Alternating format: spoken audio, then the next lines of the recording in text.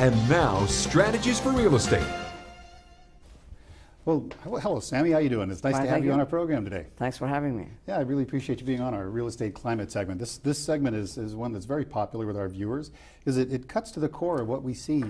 You know, apart from what we hear in the media and many different things, it gives professionals like yourself an opportunity to come on and really put your finger on the pulse of what's happening in the real estate market. And we were talking off camera, and you said there's one thing you were very interested in sharing with the consumer and with our audience that many aren't really familiar with, even as long as this tax credit has been going on, and that's this tax credit with a home purchase. So why don't we help clear the air a bit? So go ahead. I'll be glad to. You know, the tax credit was set to expire at the end of last November. Right. However, President Obama signed a new legislation extending the tax credit, and they expanded it also to include people who already own property. Which was a nice enhancement. Correct.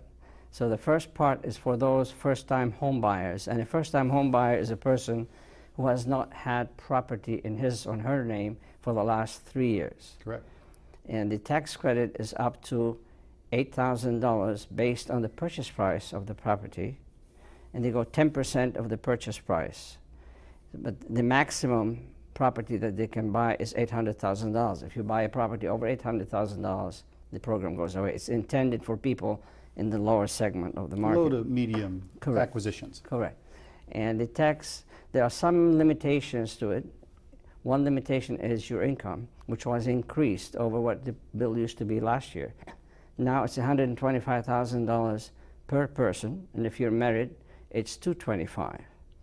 And if you earn more than $145,000 as a single or $245,000, then it cuts out. If it's between $125,000 and $145,000, it is decreased a little bit accordingly. There's a slow phase out as your income continues to escalate to $145,000. So a lot of people think that you're going to get the $8,000. Well, it depends on the purchase price. It's 10% up to the $8,000. And this is a tax credit. You don't have to pay it back. Even if you don't owe any taxes, you will get a check from Uncle Sam for that amount. Now, well, go ahead. For those who already own property, there's a new incentive for them, a chance to upgrade and move up, if you will.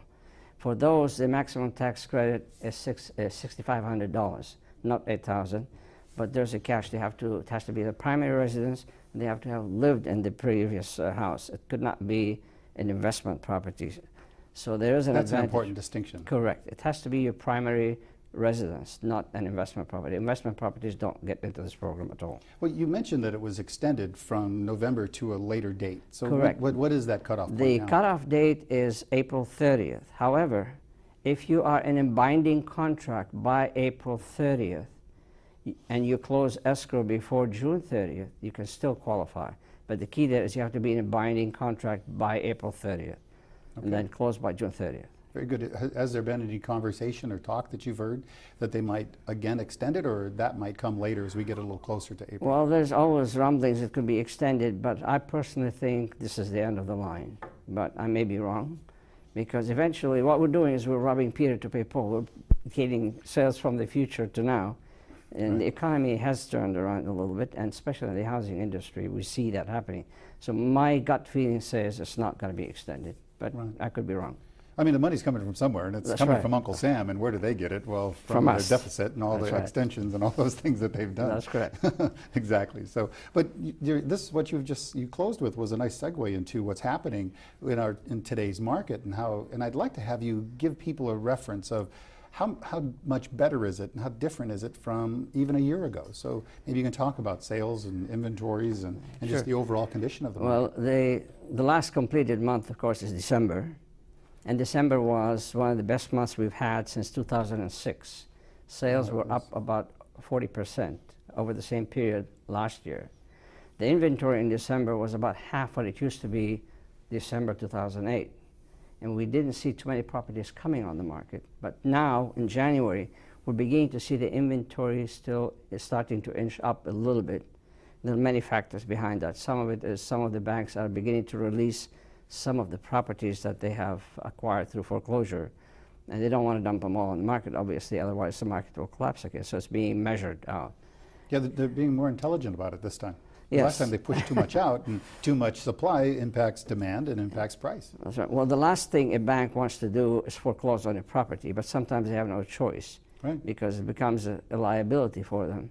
They have to have twice the amount of cash to offset that on their Correct. books for the current ratio stuff. Right, and then the other impact, once they obtain the property, grudgingly, if they have to take the property back, what they don't want to do is, they'd like to clear it off their books quickly. Absolutely. But they don't want to impact the market, because if they put too much out, it's Then- going to adversely impact prices. Prices will fall, values will be long-term hurt, and the market may not absorb their property after all. So That's it's better for them just to be patient. Right. And set So, them and up. for those who may be in a position fearing foreclosure, talk to your lenders, because, like I said, the last thing lenders want to do is foreclose on the property. Correct. If you have a hardship or something, maybe an option to go short sale instead, which still affect your credit, but not as badly as it would be Correct. if you get foreclosed upon. And if you have a reasonable hardship and a circumstance, you may in fact actually negotiate a loan modification with the lender. Correct. If you're able to show them that this is a temporary circumstance, or there's so many different Correct. models of why a Correct. loan modification Yeah, may happen. What you don't want to do is put your head in the sand and just think it's going to get better. Right.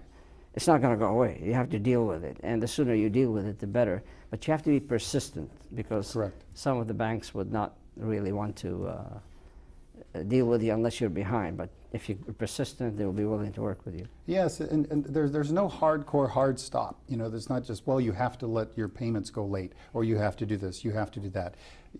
You should always, like you said, contact your lender and say, I'm in a bit of a jam, here's what's happening. I would recommend also that they talk to a professional like yourself, or possibly the realtor they used when they acquired the home. Absolutely. But talk to a professional who understands short sales and understands this market, so you can begin to look at your options and evaluate them, and decide when is the right time for me to act on any one of these things. But it's better 6 months before you have to make a move to understand what steps you should take along the way. Absolutely. And have a better understanding. Yeah, unfortunately, most of the time when we get the calls, it's already too late to help them. Yeah, they said they're going to foreclose in That's 3 right. weeks. It's That's like, right. oh my goodness. So just don't let that happen. And foreclosure takes a while. It takes, Correct. 3 months, and then even after the third month, then they do it. And then the lender starts moving towards foreclosure. That's within the legal rights. Right. That doesn't mean they actually move that fast, because they may not really, Yeah, they well- may be hoping against hope that you'll start making your payment, That's right.